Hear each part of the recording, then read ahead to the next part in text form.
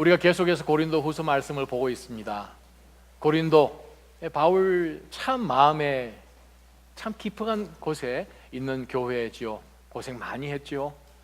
1년 반 동안 있으면서 그 이후에 몇 차례나 방문을 하는 가운데서 우리가 바울 사도를 들여다보면서 우리가 의문되는 것은, 와, 우리가 11장에 등장했던 이 엄청난 고난들, 또 10장에 등장했던 이 엄청난 고백들을 들어보면서 저러면서도 계속해서 앞으로 가네.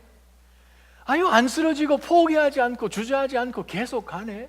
어떻게 저게 가능할까라는 생각을 사실 우리가 해보죠. 우리가 11장 제일 마지막 절이 어떻게 끝났습니까?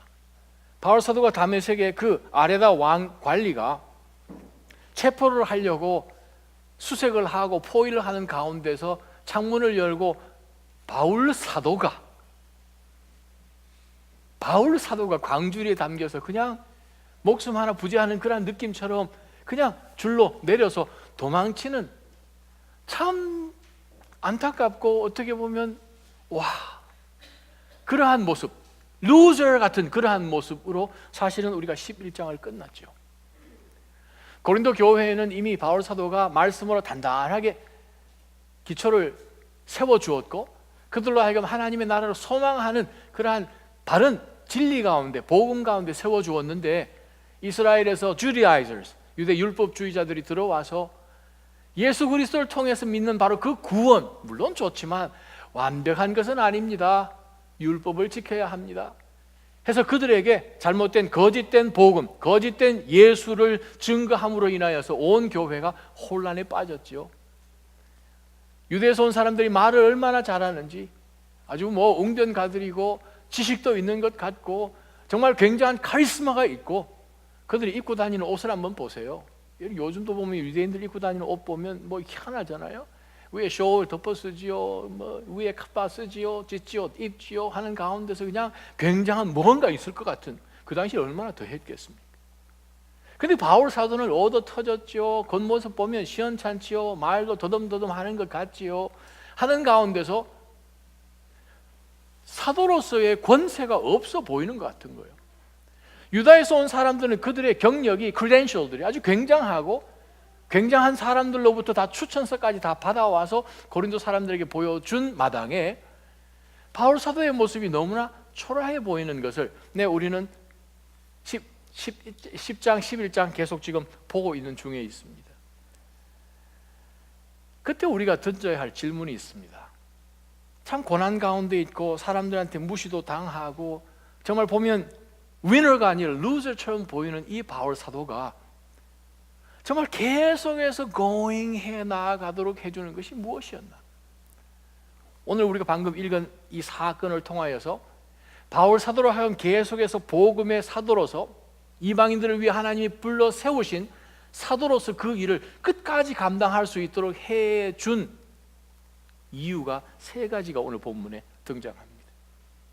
하나님께서는 저와 여러분이 인생 살아가는 삶 가운데서 경험하는 크고 작은 많은 경험들을 통하여서 하나님은 우리의 믿음이 열매를 맺게 하시고, 또한 그 믿음의 길로 계속 우리가 머물러 있고 굳건하게 서 있도록 하나님은 만지십니다. 우리가 때로는 그 당장의 그 경험, 의미가 무엇인지, 왜 하나님이 이것을 Why me? 라는 그런 질문을 우리가 던지는 가운데서 의아해하고 놀라고 주저앉고 싶지만, 하나님께서는 우리가 가지는, 만나는 모든 경험들과 만남들을 하나님께서 만지셔서 우리로 하여금 하나님이 이것을 통하여서 믿음의 길을 계속 가도록 하신다는 것을 바울 사도가 오늘 본인의 경험을 통해서 나눠줍니다. 첫 번째 말씀 우리가 한번 들여다보십시다. 1절부터 6절까지 볼게요. 내가 좀 더 자랑을 해야겠습니다. 바울이 고린도 교회의 거짓 선생들이 자신들을 막 높이고 자랑하고 하는 그것을 보면서 바울이 내가 좀 더 자랑을 이제 해야 되겠는데, 무슨 자랑인고 하니, 이건 정말 들어보지도 못한 굉장한 사건을 바울 사도가 소개합니다. 근데 바울이 이렇게 이야기합니다. 이것은, 내가 지금 자랑하려고 하는 것은 유익하지 않은 일입니다. 별로 유익이 없습니다. 근데 주께서 주신 환상과 계시에 대해 제가 좀 더 말해 보겠습니다. 내가 그리스도 안에 있는 한 사람을 압니다. 그는 14년 전에 셋째 하늘에까지 이끌려 올라갔던 사람입니다. 근데 나는 그가 몸 안에 있었는지 몸 밖에 있었는지 알지 못하지만 하여튼 하나님께서는 아십니다. 내가 이런 사람을 압니다. 나는 그가 몸 안에 있었는지 몸과 분리되어 있었는지 알지 못하지만 하나님께서는 아십니다. 그가 낙원으로 이끌려 올라가 말할 수 없는 말들을 들었는데 곧 사람이 말해서는 안 되는 것들입니다. 이거 지금 굉장한 사건을 바울 사도가 고린도 성도들에게 소개를 합니다. 자, 지금 3차 전도 여행 끝 마무리 지점이죠. 14년 전이니까 AD 한 43년경 바울 사도가 예수 그리스도를 다메섹 올라가는 가운데서 만나서 그가 다소로 가던 그 시점, 또 우리가 사도행전 보게 되면 바나바가 바울을 다소에서 찾으러 왔던, 방문했던 그 시기, 그 사이 어느 지점입니다. 아마 아라비아 사막에서 그가 말씀 가운데 묵상하면서 하나님과 교제하는 가운데서 하나님이 그러지 않으셨는가 우리가 생각을 해보는데, 그 당시 랍비들은 자신들이 어떤 가르침을 할 때에 내가라는 표현을 하지 않고 때로는 3인칭을 사용하여서 하는 방식이 있었습니다. 바울도 랍비였으니까 그러한 가운데서 소개를 하는데, 무엇을 소개하는가 하면 하나님께서 바울 사도를 하나님이 임재하고 계시는 그 세 번째 하늘까지, 패러다이스라고 표현까지 되어 있는데 그것까지 하나님이 그를 끌어올리셨어요. 거짓 선지자들은, 거짓 선생들은 고린도에 와서 자기들을 막 자랑하고 높이는데 바울 사도도 이들이 잘못된 진리 가운데서 현혹되지 않도록 좀 도와줘야 되겠는데 하는 가운데서 바울이 14년 동안 누구에게도 나누지 않았던 굉장한 경험을 얘기합니다. 그런데 이 경험을 이야기하면서도 바울은 이거 유익한 것이 아닌데 그래도 제가 여러분에게 좀 해야 되겠습니다. 왜? 이것을 좀 통해서 여러분 삶 가운데 하나님이 하시는 일들을 좀 보셨으면 좋겠습니다. 사람의 일이 아니라. 바울이 어떤 일이 있었습니까? 하나님이 계시는 세 번째 하늘, 하늘이 몇 개나 있는지 사실은 저희 잘 몰라요. 랍비들은 유대 랍비 문헌에 보게 되면 하늘이 7가지가 있다라고 얘기도 해요. 근데 우리가 볼 때에 하나님께서 정말 우리가 생각하는 그런 곳이 아니라 하나님의 정말 임재, 정말 Holy of Holies, 바로 그곳에 임재해 계신 그곳까지 올라가 바울 사도가 하나님께서 말씀하시는 것, 천사들이 이야기하는 것을 들은 거예요. 요즘 우리 시대에 천국 갔다 왔다는 사람들 가끔 우리가 얘기 듣죠. 갔다 왔으면 일단 책은 하나 쓰고 TV 인터뷰 한번 하고 영화도 하나 만들고 다니면서 투어도 해야 되죠. 근데 바울 사도 그 지난 14년 동안 사역하는 가운데서 얼마나 많은 고난과 위험을 통과하는 가운데서 포기하지 않고 그는 계속 갈 수 있었을까? 하나님이 그를 높이 들으셨다는 거예요. 하나님이 그를 들어 세우셨다는 거죠. 여러분, 구약의 모세는 하나님을 얼굴과 얼굴을 맞대어서 대화했던 사람입니다. 근데 그는 산꼭대기에서 대화를 했어요. 바울 사도 하나님이 계시는 세 번째 하늘까지 올라가서 하나님이 말씀하시는 것, 천사들이 이야기하는 것, 절대 사람들이 얘기해서는 안 되는 것까지 다 듣고 그는 내려온 사람입니다. 천국 갔다 와서 막 이야기하는 사람 그 말 믿을 필요 없어요. 하나님 우리 가운데 주실 계시의 말씀은 이것 우리가 알지도 못하는 내용들까지 다 완성해 주셨습니다. 하늘에서 듣고 본 것, 바울 사도가 이야기를 분명히 말씀합니다. 본 것, 우리가 말하지 못하도록 한 것을 바울 사도는 분명히 이야기하고 있습니다. 바로 그 굉장한 사건을 그들 가운데 이야기하면서 하나님께서 자신을 그렇게 높이신 것을 그는 이야기를 합니다. 자, 5절 봅시다. 내가 이런 사람을 위해 자랑할 것이니, 즉 하늘까지 갔다 와서 내려온 이 자랑하고 싶어하는 사람을 자랑한다면 자랑하겠는데, 지금 그 이야기입니다.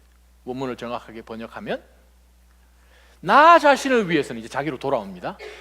천국 세 번째 하늘까지 갔다 온 그 사람, 자랑하고자 하는 그 사람을 위해서는 자랑하겠지만 3인칭 저는 사실 약한 것 외에는 자랑하고 싶은 것이 없습니다. 그러면서 6절에 가서 바울 사도가 고린도 성도들에게 우리로 하여금 신앙생활 해나가는 가운데 경험하는 크고 작은 많은 경험들을 통하여서 하나님께서 우리를 세우신 그 하나님을 통하여서 하나님에게만 포커스를 두도록 바울 사도가 고린도 성도들을 권면하는 것을 우리가 보게 됩니다. 바울 사도는 참 하나님께서 아름답게, 귀하게, 강력하게 쓰셨던 사도이지요. 다른 사도와 비교하지 않고 바울 사도만 딱 떼어서 볼 때에, 그리고 하나님께서는 바울 사도에게 직접 비전과 계시를 주셨어요.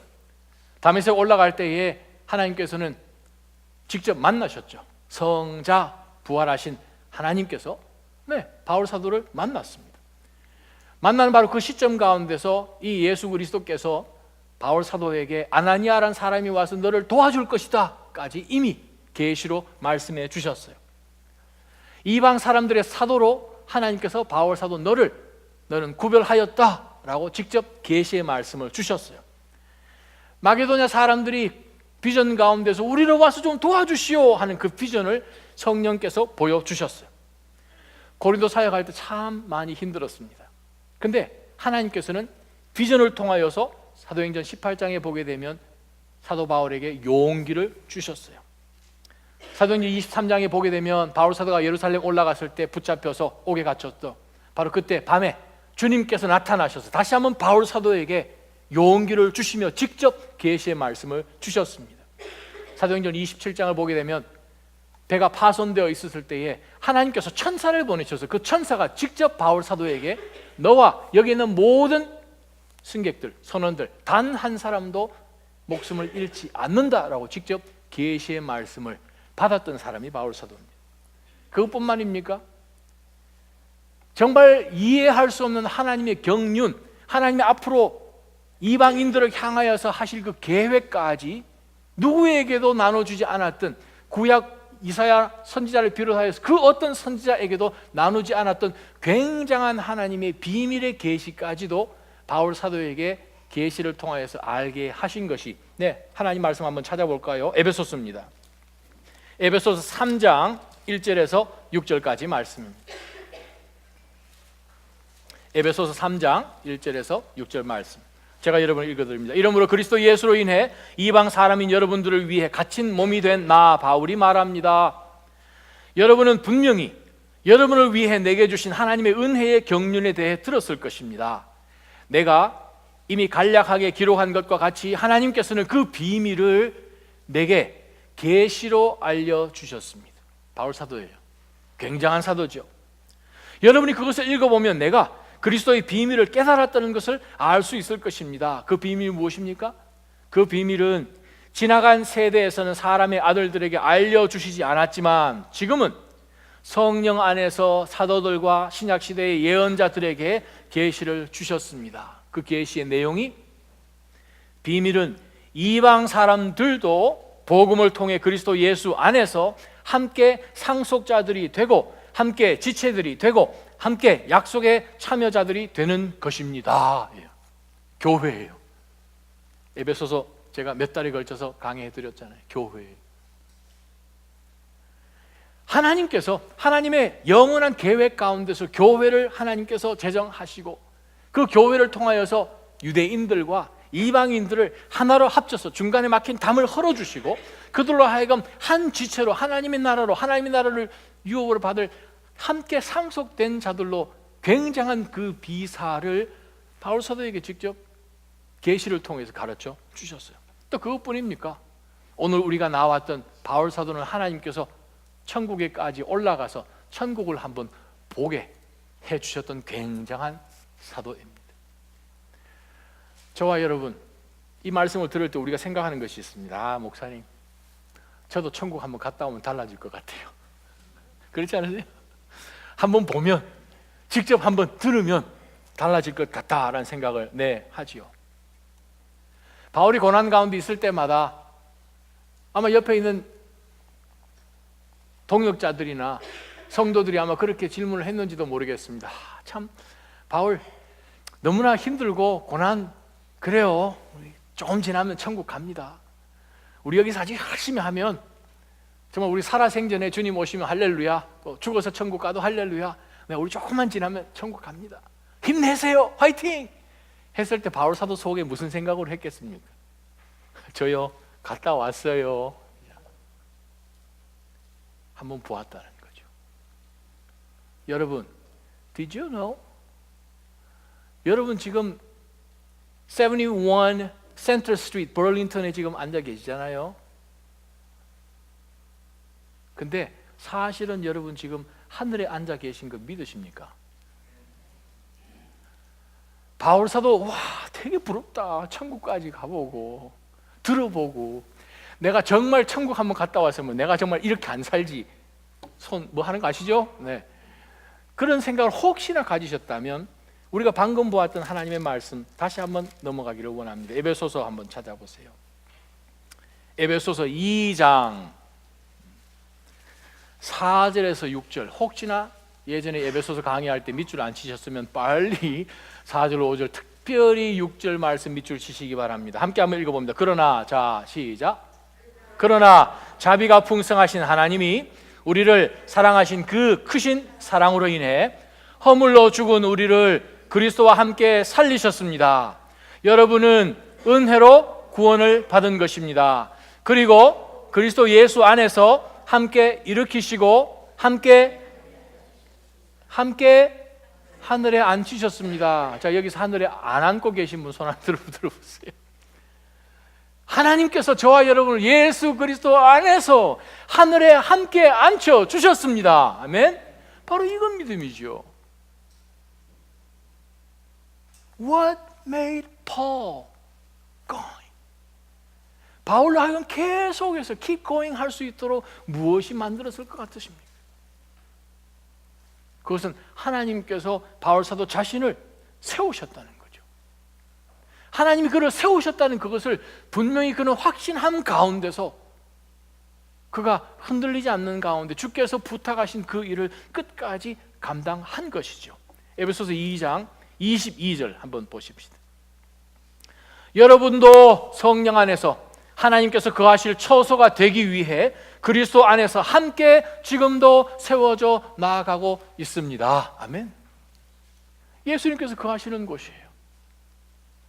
아무리 고난이 있고 억울함이 있고 육신의 질고가 있고 하는 가운데서 내가 이미 하나님 나라에 예수 그리스도와 함께 보좌에 앉혀짐을 당한 믿는 믿음으로 인하여서 하나님의 자녀가 되어서 그 권세로 하나님의 거룩한 임재 앞에 있다는 그것이 우리 가운데 확실히 붙들려지면 우리는 삶 가운데 경험하는 그것으로 인하여서 좌절하고 주저앉고 그러하지 않습니다. 무엇이 바울 사도로 하여금 계속 keep going 하게 하셨는가? 하나님이 그를 선택하셨고 하나님이 그를 세우셨다는 거예요. 하나님께서 그를 붙드시고 하나님께서 경험하는 삶을 통해서 확실하게 하나님이 그의 인생을 붙들고 계시다는 그것이 확신되어지면 안 흔들리지요. 그러니 어떤 결과가 나옵니까? 다시 본론으로 돌아오면 바울 사도가 6절 말씀에 이러한 결론을 냅니다. 만일 내가 자랑하고자 해도 자랑은 사실 헛된 것이죠. 요만큼 자랑하다가 말 한 사람만 건너가면 이만큼 부풀어지잖아요. 낚시하러 가서 요만큼 잡아가지고 1cm 모자라서 half inch 모자라서 놔줬는데 한 며칠 지나면요 이게 이만큼 돼요. 무거워서 못 들고 왔다고 일이 막 이렇게 바뀌잖아요. 자랑은 자기 자신을 높이는 것이죠. 거짓 선생들은 고린도 교회 앞에서 자신들을 얼마만큼 많이 높였는지 모릅니다. 그런데 정작 하나님께서 그를 붙드시고 셋째 하늘까지 끌어올리셔서 하늘에 신령한 것 다 보고 다시 이 땅 가운데 내려왔던 바울 사도가 사실 세상적인 수준에서는 자신을 높였으면 좋겠는데 6절에 보게 되면 바울 사도는 하나님을 높이는 것을 봅니다. 정말 하나님께서 내 삶 가운데 역사하시고 모든 경험 가운데서 주께서 나를 세우시고 붙드시고 보호하셨다는 그것을 확실히 깨달아지는 삶은 자신에게 포커스를 두지 않고 하나님에게 포커스를 둘 수밖에 없습니다. 그래서 바울이 6절에 이렇게 이야기합니다. 만일 내가 자랑하고자 해도 어리석은 사람이 되지는 않을 것입니다. 왜? 그 이유는 내가 참말을 할 것이기 때문입니다. 거짓말 썩지도 않고 부풀리지도 않을 것입니다. 그러나 나는 자랑은 그만두겠습니다. 자기 자랑하는 거 유익이 없잖아요. 그래서 바울이 무엇을 자랑하려고 하는가? 이는 어느 누구도 나를 보는 것이나 내게 듣는 것 이상으로 나를 평가하지 않게 하기 위한 것입니다. 무엇입니까? 바울이 고린도에 와서 무엇을 보여주었습니까? 고린도에 와서 바울이 무엇을 전해주었습니까? 예수 그리스도죠. 복음이에요. 복음. 예수 그리스도. 이 예수 그리스도를 통하여서 믿는 모든 자들이 하나님의 자녀가 되는 권세를 주신 그 굉장한 하나님 아버지의 그 은혜, 하나님의 그 구원의 역사, 바로 그것을 고린도 교회에 전해준 거죠. 진짜 복음을 받은 사람은, 은혜로 우리가 구원받았다는 것을 아는 사람은 하나님에게 집중하여 포커스를 둡니다. 사랑하는 나자님 성도 여러분, 고난을 지날 때에 때로는 좌절하고 싶고 때로는 포기하고 싶고 하는 가운데서 하나님이 지금까지 내 삶에 경험하도록 하신 그 모든 경험을 통하여서 믿음의 길을 하나님이 가게 하셨다, 하나님이 이 모든 놀라운 일들을 행하셨다라는 그것이 동의가 되어지면 우리는 하나님에게 포커스를 둬야 돼요. 일어난 일들의 포커스를 두고, 내가 처해 있는 이 처지의 포커스를 두고, 내 몸에 가지고 있는 이 병의 포커스를 두고, 재정의 포커스를 두고 하면 우리는 포기해야지요. 우리는 좌절할 수밖에 없지요. 그러나 천국을 한번 본, 영혼을 한번 글램스를 하더라도 본 바울 사도의 삶이 달라졌던 것처럼 저와 여러분의 삶이 하나님께서 우리를 보좌에 함께 앉히셨다는 그 사실 하나만으로도 우리의 삶의 변화는 있어야 합니다. 새해 동안에 하나님께서 정말 여러분 삶 가운데 새롭게 경험하게 해 주실 하나님의 놀라운 일들을 통하여서 흔들리지 않는 믿음으로 주님을 영화롭게 해드리는 삶이 되기를 주님의 이름으로 축원합니다. 로마서 한번 펴보십시다. 로마서 12장이요. 로마서는 12장에 가서 실천적인 부분이 시작이 되죠. 죄가 무엇이고 또 구속이 무엇이고 성결이 무엇이고 이스라엘 백성들을 향한 하나님의 계획들이 무엇인지를 다 잘 바울 사도가 조목조목 설명하고 난 다음에 conclusion이, practice part가 뭐냐 하면 12장 1절부터 시작되는 것이죠. 그러므로 라고 시작하지 않습니까? 11장까지 나왔던 모든 내용들의 결론이 12장 1절부터 시작되죠. 그러므로 제가 여러분과 함께 보기를 원하는 것은 3절 말씀입니다. 나는 내게 주신 은혜를 힘입어 여러분 각 사람에게 말합니다. 여러분은 마땅히 생각할 그 이상의 생각을 품지 말고 오직 하나님께서 각 사람에게 나눠주신 믿음의 분량대로 분수에 맞게 생각하십시오. 우리가 방금 보았던 고린도후서 12장 6절 말씀, 그 말씀이에요. 주께서 우리들 가운데 허락해 주시고 베풀으신 그 은혜, 믿음의 분량대로 그 이상으로 생각을 하지 말라는 거죠. 12장 전체는 사실 성령의 은사에 대한 내용입니다. 바울 사도가 로마서 교회에게 이 메시지를 주면서 그들에게 권면하는 것은, 여러분은 은혜를 따라 6절에 서로 다른 은사를 가지고 있지요. 그러면 하나님이 각자의 분량에 맞게 하나님이 아셔서 우리들 가운데 거기에 맞는 은사들을 다 주셨다면 우리는 그 은사를 어떻게 사용해야 됩니까? 기뻐하는 마음으로 공동체를 위하여서 힘써 주의 일에 전진해 나아가십시오 하는 그것이 12장 전체의 결론이죠. 정말 하나님께서 우리를 구원해 주셨고 구원하시는 바로 그 순간에 성령을 통하여서 우리 가운데 성령의 은사를 주셨으니 우리는 믿음의 분량대로, 메시지 받은 대로, 말씀을 통하여 내 삶 가운데 하나님이 변화를 일으켜 주신 그것을 듣고 보는 대로 그 분량 이상의 생각을 하지 않고 공동체를 위하여서 힘써 애쓰는 그것이 바울 사도가 고린도와 또한 로마 교회에 전한 메시지입니다. 다시 한번요. 하나님은 저와 여러분 삶의 개개인의 경험들을 통하여서 우리로 하여금 믿음의 굳세게 해주시고 그 믿음을 통하여서 하나님이 하신 일들을 통하여서 하나님에게 포커스를 두도록 하나님은 역사하십니다. 여기서 질문이요.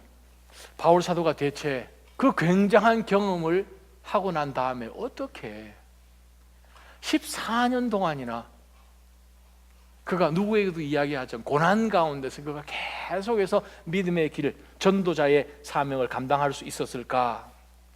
7절 8절 보게 되면 바울 사도로 하여금 계속 전도의 사명자로서 설 수 있도록 해준 이유가 나옵니다.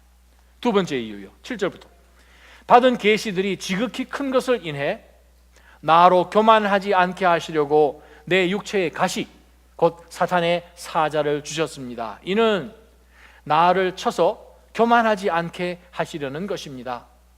나는 이것이 내게서 떠나도록 주께 3번이나 간구했습니다. 바울 사도 굉장한 경험을 하고 다시 이 땅 가운데서 하나님의 사역을 진행해 나간 가운데서 그가 동일하게 인간이기 때문에 우리와 같은 성정을 가진 사람이니까 교만해지겠지요. 그래서 하나님이 바울 사도로 하여금 자고하지 않도록 그에게 사단의 가시라고 표현되어 있는 육체의 thorns, 가시를 주셨어요. 피부 밑에 있는 가시. 지난 2000년 동안 학자들이 도대체 이 가시가 뭘까? 바울 사도가 이야기하는 이 가시가 도대체 뭘까? 아주 연구를 많이 했는데 아직까지 답이 없습니다.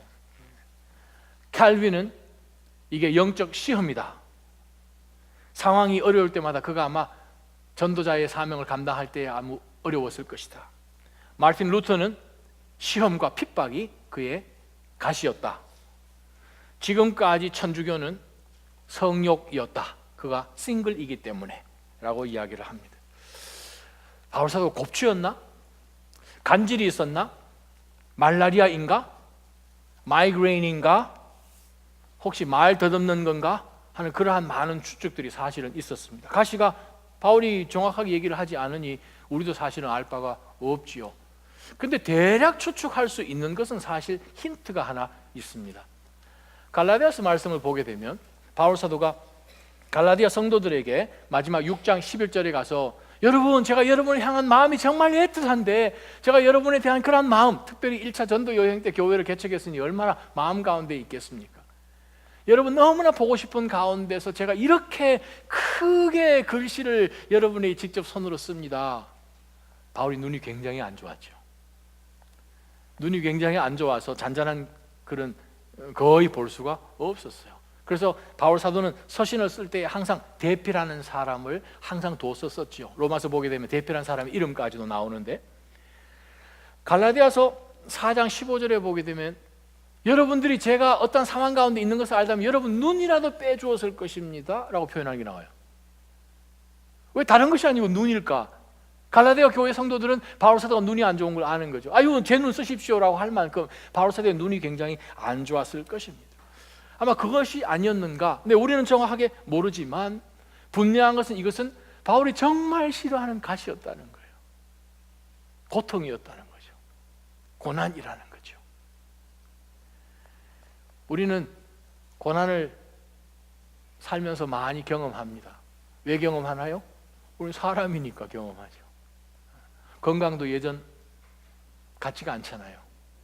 감기 걸려서 한 2, 3일 그냥 뭐 밥맛 좀 떨어지고 나면 괜찮아지고 하는 그게 아니잖아요. 그렇죠? 왜냐하면 육신을 가졌으니까 연약하지요. 또 우리가 서로 감정 가운데서 혹은 우리의 마음이 상할 때도 있죠. 가족들을 통하여서 정말 우리에게 기쁨을 주었던 그러한 가족이지만 우리에게 상처를 안겨주는 그러한 경험도 많지요. 근데 여러분, 우리가 분명히 아는 것은 하나님께서 이 고난을 통하여서 우리를 연단하시는 것을 또한 우리가 알잖아요. 연단의 목적을 가지고 하나님께서는 욥에게 그러한 정말 원하지 않는, 우리 누구도 원하지 않을 것 같은 그러한 시련의 삶을 때로는 살게 하십니다. 우리가 이 동부에 바닷가 가보면 바닷가에 파도가 계속 잘 들고 나고 하는, 파도가 아주 세고 하는 그러한 곳에 가면 돌들이 어떻게 생겼어요? 동글동글동글하게 생겼잖아요. 그렇죠? 파도가 거의 안 치는 곳에 가면, 가끔 치는 곳에 가면 뾰족뾰족하죠.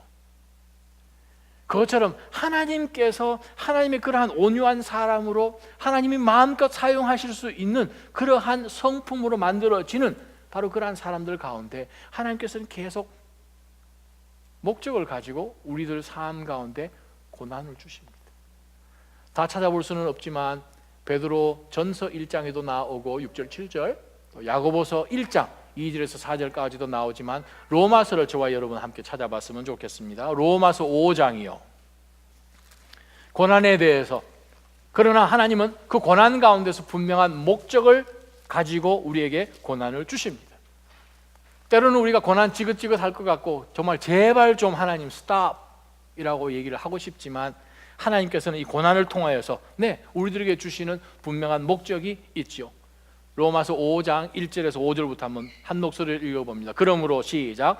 그러므로 우리는 믿음으로 의롭다는 인정을 받아 우리 주 예수 그리스도로 인해 하나님과 더불어 화평을 누리고 있습니다. 또한 우리는 그분으로 인해 우리가 서 있는 은혜에 들어감을 얻었으며 하나님의 영광을 바라보며 기뻐합니다. 뿐만 아니라 우리는 또한 환난 가운데서도 기뻐합니다. 이는 환난은 인내를, 인내는 연단을, 연단은 소망을 이루는 줄을 알기 때문입니다. 이 소망은 우리를 낙심시키지 않습니다. 하나님께서 우리에게 주신 성령으로 인해 그분의 사랑을 우리 마음에 부어주셨기 때문입니다. 아멘. 하나님께서 나를 선택하시고 하나님이 나의 아버지가 되시고 나를 너무너무 사랑하시는 그 분명한 믿음 가운데 서 있는 자녀는 고난 가운데 있을 때 하나님이 나에게 엄청난 그 사랑을 부어주셨다는 것을 알기 때문에 소망 가운데서 흔들리지 않는 거죠. 고난 가운데서 그는 슬퍼하고 주저앉고 원망하지 않습니다. 믿음이 확실히 우리 마음 가운데 바닥에 기초를 단단히 해놓지 않으면 육체의 가시 같은 그러한 곤고함이 우리 삶 가운데 있으면 우리는 마음이 굉장히 비틀해지죠. 쓴 뿌리가 생깁니다. 그러면 특징이 내 자신에게 정말 학대를 하고 자기 자신을 그냥 디클라인 시키고 디그레이딩 시키고 그러다 그것 가지고 모자라면 어떻게 됩니까? 주변에 있는 사람들 따발총 쏘듯이 다 자기로 이제 했다가 그것이 다른 사람으로 가죠. 그거 끝나고 나면 결국은 하나님 원망하게 됩니다. 근데 하나님께서 이 고난 가운데 이유가 있어서 나에게 이것을 허락하셨다. 왜요? 하나님을 믿는 믿음이 있죠. 하나님 어떤 하나님이십니까? 내가 처하고 있는 모든 상황 처음부터 끝까지 아시는 하나님이십니다. 둘째, 하나님은 우리 삶 가운데 일어나는 그 고난을 허락 없이는 절대 그 고난이 올 수도 없습니다. 사탄이 우리를 공격해도 사탄도 하나님 앞에 허락을 받아야 믿음의 성도들을 공격할 수가 있어요. 근데 때로는 하나님이 사탄을 사용하셔서 우리 삶 가운데 고난이 있지만 고난 가운데서 하나님은 우리로 하여금 그것을 이겨낼 수 있는 힘까지도 성령을 통하여서 우리에게 이미 주십니다. 아멘. 그 가운데서 우리는 만들어지는 거예요. 연단되는 거죠. 이 연단의 과정을 통과하고 난 다음에 우리는 뭐처럼 나오리라? 정금처럼 나오리라. 여러분 왜 금을 비싼 돈 주고 사십니까? 플라스틱보다 비싸기 때문에 그렇습니다. 그죠? 정년, 재련하는 시간을 통하여서 퓨어해진 것이기 때문에 우리는 그 값을 치르죠. 값을 치르죠. 금은 값을 치르면서 하나님 앞에 정금처럼 나오는 우리 신앙의 연단, 영어로 찾아보면 연단이 캐릭터라고 번역되어 있습니다. 우리는 캐릭터라 그러면 성품이라고 생각하죠. 성경에 보니까 연단이란 단어를 영어로 캐릭터라고 번역합니다. 그래요. 그리스도의 성품으로 우리를 만들어가는 가운데서 하나님께서는 시련을 주십니다. 바울 사도에게 시련을 주셨어요.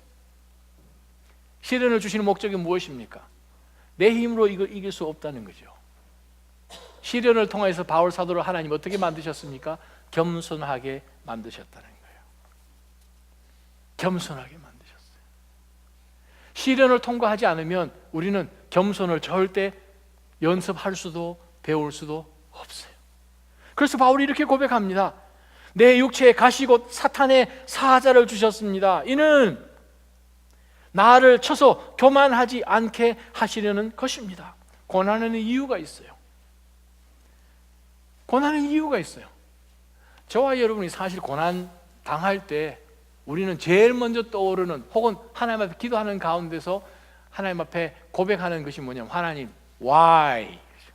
그죠? 고난당할 때 제일 먼저 떠오르는 것이 왜요? 오늘 제가 확실하게 여러분에게 말씀드립니다. 우리에게 하나님이 왜 고난 주시는지 설명해도 우리 못 알아듣습니다. 아멘? 이거 교만한 사람 여기 많이 계시네. 하나님이 설명해 주셔도 이해가 안 돼요. 왜? 하나님의 뜻은 우리 뜻과 다르다. 우리의 생각보다 높다. 설명해도 이해가 안 됩니다. 요걸 알겠죠? 근데 이게 왜 시작됐는지 모릅니다. 여러분이 바둑 구단하고 직접 바둑을 두시면 그 사람이 왜 중간에 돌을 탁 놓고 있었는지 아십니까? 모르잖요. 몰라요. 모릅니다. 바울은 몰랐어요. 그래서 8절입니다. 나는 이것이 내게서 떠나가도록 주께 3번이나 간구했습니다. 하나님 이것을 좀 없애주십시오. 저와 여러분의 기도와 동일하게 바울 사도도 기도했죠. 자, 두 번째, 우리가 바울 사도를 통해서 배워야 되는 것이 무엇입니까? 하나님 우리 가운데 시련을 주시지만 그 시련은 목적이 있다는 거죠. 시련은 우리를 겸손하게 만듭니다. 그러면 그 시련을 통해서 우리가 겸손하게 되기 위해서 우리가 취해야 되는 방법이 무엇인가? 시련 당할 때 우리는 가만히 있으면 됩니까? No. 하나님, 이 무슨 의미 있습니까? 왜 그러십니까? 어떻게 대응해야 되겠습니까? 기도로 나가지 않으면 어떻게 이기겠습니까? 바울도 기도로 나갔어요. 기도했어요. 고난 가운데 있으면 기도하십시오. 기도한 가운데서 하나님의 평강이 여러분 마음 가운데 두렵고 떨림을 다 몰아내고 하나님의 평강으로 대신 채워주실 것을 확신합니다. 기도와 간구로 모든 일에 감사로 하나님 앞에 나아가면 모든 지각에 뛰어나신 하나님이 우리의 마음과 생각을 지켜주십니다. 아멘. 하나님이 기도하시는 대로 그것을 다 없애주시지는 않아요. 왜? 그거는 몰라요. 하나님 왜 안 없애주시는지. 나중에 가면 우리가 깨닫겠죠. 세 번째, 무엇이 바울 사도로 하여금 계속해서 시련과 고난 가운데서 포기하지 않고 끝까지 믿음의 길을 달릴 수 있도록 했는가? 9절 10절 말씀입니다. 그러나 그분은 내게 말씀하셨습니다. 내 은혜가 내게 족하다. 왜냐하면 능력이 약한 데서 온전해지기 때문이다. 그러므로 나는 내 약한 것들에 대해 크게 기뻐하며 자랑할 것입니다. 이는 그리스도의 능력이 내게 머물게 하기 위함입니다. 그러므로 나는 그리스도를 위해 약한 것들과 모욕과 궁핍과 핍박과 곤경 가운데 있으면서도 기뻐합니다. 왜냐하면 내가 약할 그때에 곧 강하기 때문입니다. 아멘. 우리가 신앙생활 하면서 가끔 이런 얘기를 듣습니다. 자기 몸이 아파? 회개해. 뭔가 죄를 지었나 봐. 왜냐하면 예수님을 믿으면 모든 병도 낫고 모든 것이 형통하고 아무 문제가 없어 라는 얘기를 혹시 들으셨으면 오늘 이후로 기억하시지 말기를 바랍니다. 그런 말씀은 성경에 안 나옵니다. 고난이요, 때로는 시련이요, 우리 삶 가운데 많이 있죠. 병이 생긴다고 해서 그것이 하나님의 영광 가리는 것 절대 아닙니다. 기도한다고 다 낫습니까? 바울도 아니는데요. 빌립보서 2장이나 에바브로도 아닌데요. 아니 우리 사도행전 16장에 보게 되면 굉장한 사건들도 있고 나중에 우리 22장에 가게 되면 트로아스 3층에서 말씀 듣다가 졸다가 떨어져 죽은 이름 유두고. 죽은 사람도 바울이 살렸어요. 죽은 사람까지도 바울 사도가 살릴 정도의 능력을 가지고 있었던 사도였는데 육체의 가시 이것쯤이야. 근데 능력은 하나님께, 하나님의 뜻 가운데 주어집니다. 기도 가운데 기도해서 낫지 않았다고 해서 절대 실망할 이유가 전혀 없는 거예요. 왜? 하나님 우리가 기도한 대로 다 응답해 주시면 하나님 우리가 되죠. 우리가 하나님 되시는 거 아니고. 기도 시간에, 예배 시간에 졸지 마시기를 바랍니다. 유두고 우리나라 발표는 뭐예요? 유투고. 여러분도 같이 간다고 유두고 잘못하면 갑니다. 우리도. 우리가 꼭 기억해야 된다는 거예요. 꼭 기억해야 돼요. 자, 근데 우리가 기억해야 되는 것은 인생의 여러 경험을 통해서 정말 하나님께서 믿음의 길을 계속 가게 하시는데, 바울 사도로 하여금 세 번째 그렇게 한 것이 무엇입니까? 하나님께 바울 사도가 이것이 당장 이렇게 해결됐으면 좋겠습니다 간구를 했더니 하나님이 무엇을 주셨는가 하면 해답을 주신 것이 아니고 은혜를 주셨습니다. 우리는 하나님 explain to me 그렇게 얘기하죠. 왜요? 이유를 알고 싶어 합니다. 근데 하나님은 이유를 설명 안 해주셨어요. 바울에게 대신 무엇을 주셨습니까? 은혜를 주셨다는 거예요. 은혜를 주셨다. 여기서 재미난 것은 9절 말씀이에요. 9절의 시제입니다. 우리말 성경으로 어떻게 번역할 수가 없죠. 우리나라 말로도 번역할 수가 없어서. 그러나 그분은 내게 지금까지도 얘기해 오고 계십니다. 그렇게 번역하면 정확할 거예요. 희한하죠? He said 그게 아니고 NASB나 다른 NLT 성경을 봐도 그렇게 He had said 그렇게 번역을 했어요. 일부러. 왜냐하면 시제가 완료 시제로 되어 있거든요. 한번 하나님께서 He said it 이런 뜻이 아니고 He has said it. 계속해서 그분은 우리 삶 가운데서 주여 이러한 상황 가운데 저희가 어떻게 해야 됩니까? 하는 가운데 하나님은 계속해서 동일한 말씀을 지금도 우리에게 하십니다. 무슨 말씀? 네 은혜가 족하다. 하나님이 우리 가운데 부어주신 grace sufficient 하다는 거예요. grace가 무엇입니까? God's riches at Christ's expense라고 번역을 하죠. 그리스도의 그 하나님의 우리를 향한 말할 수 없는 어마어마한 부유하심, 하늘에 신령한 모든 것을 우리 가운데 주셨잖아요. 에베소서 1장 주셨죠. 하늘에 신령한 모든 복이란 복은 상상할 수 있는 것을 우리 가운데 다 주셨어요. 무엇을 폐하셔서? Christ's expense. 십자가 위에서 돌아가신 우리 주 예수 그리스도의 그 희생의 헌신, 드림을 통하여서 저와 여러분이 그리스도인이 되었어요. 은혜가 족한 거예요.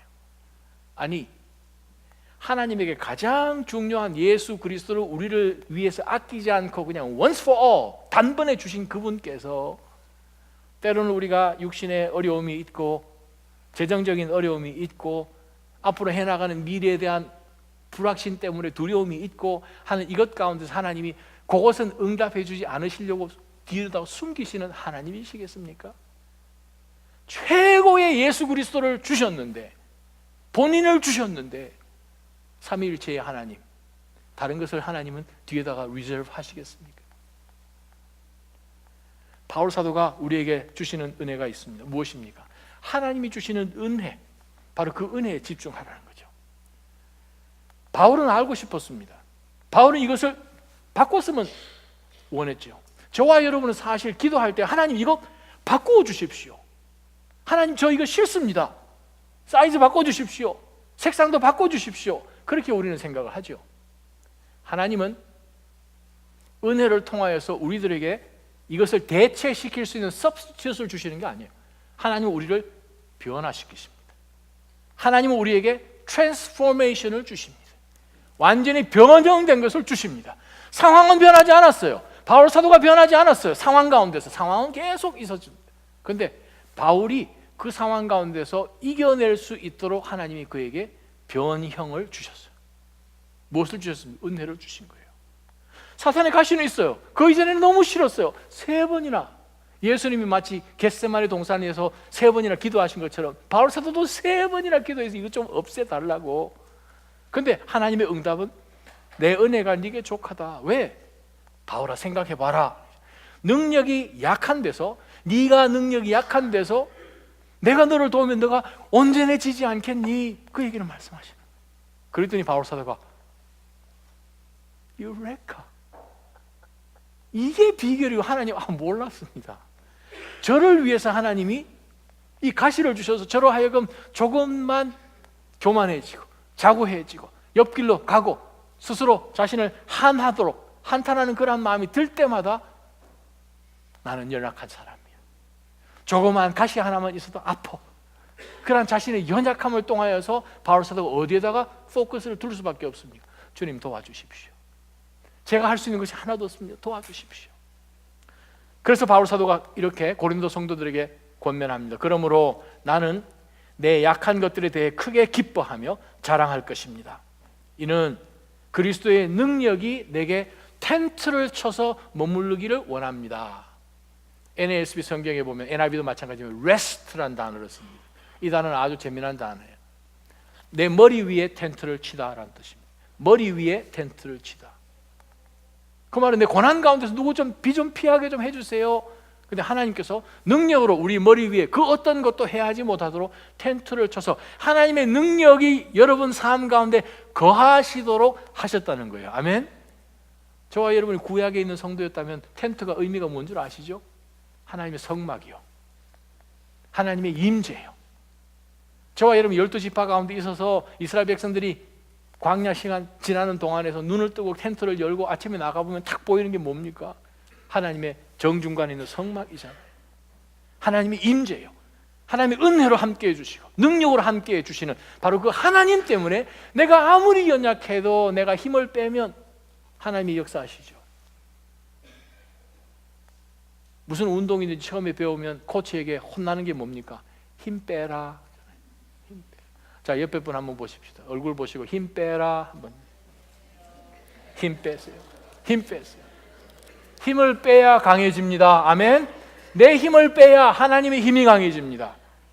내 힘을 빼야. 바울 사도가 고백하는 거예요. 내가 약해져야 강하구나. 내가 약해지도록 하나님이 가시를 주셨네. 고마운 거예요. 고난이 고마운 거예요. 좀 이상하지요. 고난이 고맙다 그러니까. 고통이 고마운 거예요. 재미난 것은 우리가 아까 로마서 5장은 읽어봤지만 로마서 5장 1절부터 5절까지도 그렇고 야고보서 1장 2절부터 4절까지도 그렇고 베드로전서 1장 5절 6절 7절도 그렇고 고난 가운데서 이 사도들이 계속해서 던져주는 단어가 동일하게 발견 단어 기뻐하다라는 단어가 있어요. 기뻐하는 거예요. 고난 가운데서 이게 이상한 거죠. 가학 무슨 중독자인가요? 막 때리면 막 아프고 막 더 좋아하고 그게 아니죠. 고난 가운데서 내가 연약하지만 이 일은 사람의 힘으로 하는 것 아니고 하나님께서 하시는 것이다. 하나님께서 능력 주셔서 나로 하여금 서 있게 하시는 것이다. 그것을 바울 사도가 깨닫고 고린도 성도들에게 그렇게 권면합니다. 10절 그러므로 나는 그리스도를 위해 약한 것들과 모욕과 궁핍과 핍박과 곤경 가운데 있으면서도 기뻐합니다. 왜냐하면 내가 약할 그때에 곧 강하기 때문입니다. 여러분 고난 가운데 지나고 계십니까? 내 자신을 내려놓고 하나님께서 고난의 이유를 가지고 나를 겸손하게 하실 뿐만 아니라 이 고난을 통하여서 하나님의 능력을 경험하도록 하나님이 기가 막힌 방법으로 함께해 주시는 것을 깨달으면 우리는 어떠한 세상이 주는 것으로 인하여서 우리는 흔들리지 않게 될 것입니다. 믿음의 길을 갈 수 있어요. 바울 사도도 그 길을 갈 수 있었어요. 동일한 비결을 저희들에게 오늘 말씀을 통해서 주십니다. 하나님은 지금까지 저와 여러분을 인도해 주셨고 높이셨습니다. 하나님이 높이신 그 경험을 하나님 역사하신 그 모든 사건들을 역사들을 기억하는 가운데서 하나님에게 집중하시고 고난 가운데 있으면 쉬지 말고 하나님 앞에 기도하는 가운데서 하나님이 여러분에게 능력으로 덧입혀 주시는 것을 여러분이 체험하게 되면 여러분은 하나님이 아름답게 사용하실 거룩한 도구들이 되어서 하나님께 영광이 되고 여러분에게는 기쁨이 넘치는 삶이 될 것입니다. 축복합니다. 한번 기도하겠습니다. 살아계신 하나님 아버지, 오늘 이 말씀 앞에 주여 다시 한번 엎드립니다. 우리를 높이신 하나님, 지금까지도 함께 하시는 하나님, 저희가 제발 하나님에게 집중하는 저희 되게 하여 주옵소서. 때로는 하나님 우리가 이해할 수 없는 고난을 통과합니다. 고난 가운데서도 주여 기뻐할 수 있도록 도와주시고 이유가 있음을 알아서 하나님 앞에 쉬지 말고 기도하는 가운데 우리의 마음과 생각들을 지켜주시는 그 하나님을 더 가까이서 만나게 하여 주시옵소서. 주님, 은혜가 더 필요합니다. 은혜가 더 필요합니다. 그리하여 주님, 저희를 변화시켜 주시고 하나님의 그 은혜, 바울은 고난이 지나가고 사라지기를 원했지만 하나님께서는 바울에게 오히려 약속을 주셨습니다. 하나님, 상황은 변하지요. 그러나 주님의 약속은 변하지 않는 것을 믿습니다. 저희들도 동일하게 하나님 앞에 간구하는 것 가운데 주님의 약속을 얻는 저희들 되게 하여 주시옵소서. 예수님의 이름으로 간절히 기도하옵나이다. 아멘.